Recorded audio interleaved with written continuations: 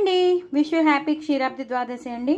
అందరూ ఉపవాసం ఉన్నారని అనుకుంటున్నాను. అందరూ ఇవాళ తులసి పూజ చేసుకుంటారని అనుకుంటున్నాను. సో ఇవాళ తులసి కళ్యాణం కాబట్టి అమ్మవారికి మనం దండం పెట్టుకుందాం, పూజ చేసుకుందాం, నైవేద్యం పెడదాం. సో నేనైతే ఉపవాసం ఉన్నాను.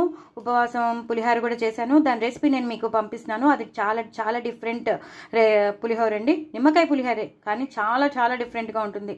మనమైతే మామూలుగా అయితే పోపు వేసేసి నిమ్మకాయ పిండేస్తాం, అన్నంలో కలిపేస్తాం. అది కాకుండా చాలా ఒక డిఫరెంట్ మసాలా పేస్ట్ చేస్తాను. ఆ మసాలా పేస్ట్ ఆ పోపులో వేయించి చేసేదనమాట. సో అది దాని డిఫరెంట్. సో అది మాత్రం తప్పకుండా చూడండి.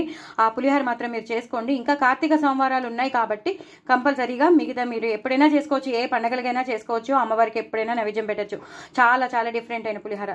సో అది నెక్స్ట్ జానర్.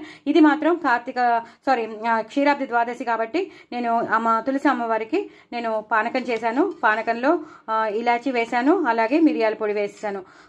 బాగా గ్రైండ్ చేసిన మిరియాల పొడి వేసేసాను. మిరియాలతో పాటు నేను ఇలాచి కూడా గ్రైండ్ చేసి వేసేసాను.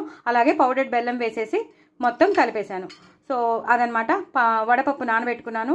ఎక్కువ తినరండి ఎవరు, పిల్లలు పెద్దవాళ్ళు అయిపోయారు. ఇదివరకు మన కాలంలో అయితే వడపప్పు అనగానే హ్యాపీగా తినేసేవాళ్ళం. ఉప్పు కారం నిమ్మకాయ పిండుకుని పచ్చిమిరపకాయలు వేసుకుని దాన్ని ఒక రకంగా మంచిగా తయారు చేసుకుని తినేసేవాళ్ళం.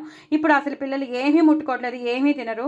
సో ఎందుకండి వేస్ట్ చేయడం అని చెప్పి నేను కూడా ఉపవాసం కదా, సో అందరు ఏం తినరు కదా అని జస్ట్ అమ్మవారి కోసం నైవేద్యం కోసం చేశాను.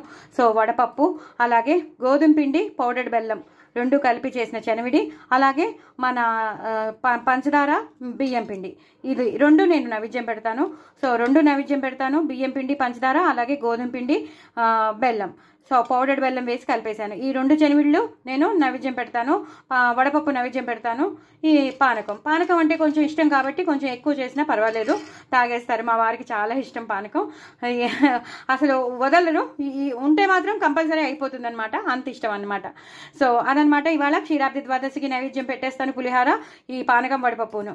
సో మీరు కూడా తప్పకుండా నా ఛానల్ని సబ్స్క్రైబ్ చేసుకోండి, సపోర్ట్ చేయండి, ఇంకో నలుగురికి షేర్ చేయండి, ప్రమోట్ చేయండి, నాకు వ్యూస్ పెంచండి, లాంగ్ వీడియోస్ చూడండి, స్కిప్ చేయకుండా చూడండి, సబ్స్క్రైబర్స్ని కూడా పెంచండి. ఓకేనా? ఈ నైవేద్యాలన్నీ మీరు చేసుకోండి. ఇంకా పౌర్ణమి వస్తుంది. పౌర్ణమి కూడా సేమ్ మనం ఇలాగే నైవేద్యం పెట్టాలి కాబట్టి పౌర్ణమికి నేను ఇప్పుడు షేర్ చేసే పులిహోరని మీరు తప్పకుండా చేసుకోండి. ఓకేనా? నా ఛానల్ మాత్రం రేపే కార్తీక సోమవారం నాడు కూడా మీరు చేసుకోవచ్చు. ఓకే, నా ఛానల్ మాత్రం సబ్స్క్రైబ్ చేసుకోవడం అసలు మర్చిపోద్దు. ఇలా నైవేద్యం పెట్టండి. పులిహోర కూడా నేను షేర్ చేస్తాను. సో తప్పకుండా చేసుకోండి. బాయ్ అండి.